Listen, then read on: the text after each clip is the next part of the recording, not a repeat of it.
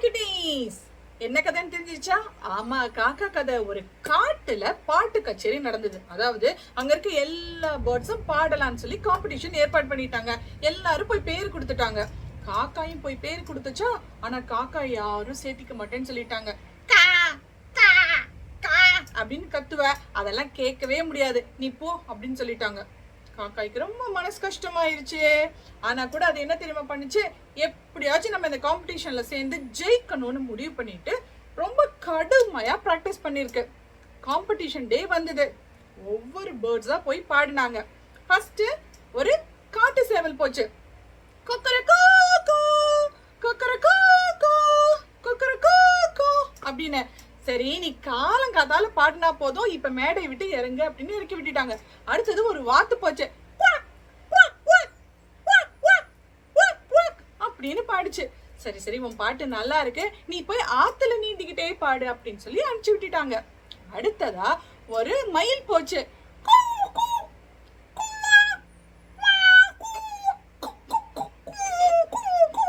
அப்படின்னு பாடிச்சு.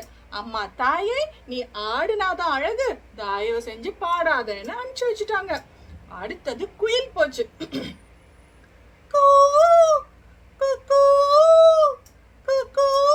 அப்படின்னு பாடுச்சு. ஆடடடடட, பாட்டுனாலே குயில் தாண்டா அப்படின்னு சொல்லி எல்லாரும் கை தட்டினாங்க. ஃபர்ஸ்ட் பிரைஸ் குயிலுக்கு தான் அப்படின்னு சொல்லிட்டாங்க. கடைசியா காக்கா வந்துச்சு.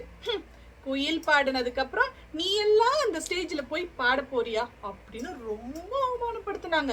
அப்ப கூட காக்கா மனசு தளராம ஸ்டேஜ்ல ஏறி நின்னுச்சு. தொண்டையை கணைச்சிட்டு பாட ஆரம்பிச்சது. என்ன தெரியுமா? காக்கா காக்கா காக்கா காக்கா காக்கா காக்கா காக்கா காக்கா காக்கா காக்கா காக்கா அப்படின்னு பாடனோன்னு, என்னடா அது காக்கா இப்படி பாடுதே அப்படின்னு சொல்லி எல்லாரும் அசந்து போயிட்டாங்களாம். காக்கா அதோட விட்டுச்சா? காக்கா காக்கா காக்கா காக்கா காக்கா காக்கா காக்கா காக்கா.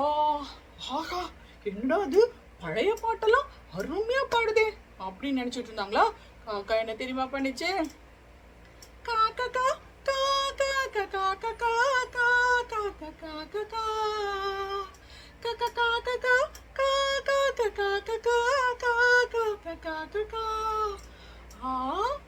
காக்கா ரொமான்டிக் சாங் எல்லாம் அருமையா பாடுதே அப்படின்னு நினைச்சாங்க. காக்கா கக்கர கக்கர கக்கர காக்கா கக்கா கக்கா கக்கா காக்கா கக்கா கக்கா கக்கா காக்கா கக்கா கக்கா கக்கா அப்படின்னு குத்து பாட்டெல்லாம் பாடுது.